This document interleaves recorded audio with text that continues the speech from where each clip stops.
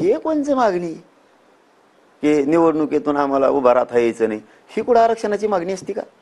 अरे गोरगरीब धनगर बांधवाची मागणी समाज एसटीत गेला पाहिजे, आरक्षणात गेला पाहिजे, त्याच्यासाठी ताकद लावा. त्याला ताकद लावली तर मराठी सुद्धा तुमच्या सोबत आहेत. कसं काय तुम्हाला एसटीतून धनगर बांधवाला आरक्षण देत नाही तेही आम्ही बघू ना. ते नाही आणि वेगळंच काहीतरी आणते. मराठ्याला आरक्षण मिळत आमचं राजकीय अस्तित्व खलास होईना. तुमचं होईल 10-5 जणांचं राजकीय अस्तित्व खलास, पण करोडो लोकांना जे आरक्षण लागतं तुमच्या त्यांचं कशाला वाटलं करता? त्यासाठी लढा ना. एसटी आरक्षणासाठी एवढी ताकद लावा. इथं आम्हाला न मिळून देण्यासाठी मोर्चे काढण्यापेक्षा, सभा घेण्यापेक्षा, हिकुटाने करण्यापेक्षा एसटीतून आरक्षण मिळवण्यासाठी ताकदीला लढा ना. त्या तुमचं 10 जणांचं कल्याण होण्याऐवजी राजकीय करोडो धनगर बांधवांच्या लेकराचं कल्याण होईल आणि त्यांच्या वाट्याला राबराब राबण्याचं आलेलं कष्ट, काबाड कष्ट तरी कमी होईल.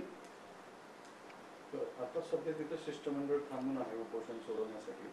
तर शिष्टमंडळाला हक्की असं म्हणतायत की हे तुमचे शिष्टमंडळ जे राज्यामध्ये बोगस कुणबी नोंदीचा घोटाळा झाला असा त्यांचा आरोप आहे. फ्रॉड म्हणतायत ते त्याला.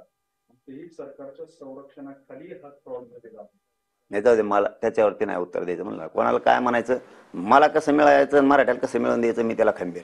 मी असले उत्तर द्यायला नाही बसलो इथं. त्याचा दुसरा एक आरोप आहे की मराठा समाजाला सामाजिक दृष्ट्या मागास सिद्ध करू शकत नाहीत म्हणून सगळ्या सोयऱ्यांचा आणि ओबीसी मधून आरक्षण देण्याचा घाट घातला. मी म्हणतो द्यायचंच नाही मला यांना उत्तर. किती घटना कळती याच्यावरच लक्ष देते यांना, कोण मागाशी कोण सिद्ध आहे. म्हणजे आयोगापेक्षा भारी झाले काय कायद्यान घटनेपेक्षा. काय बोलायचं उघड कुंकड पण आणि त्यांना उत्तर देत बसायचं.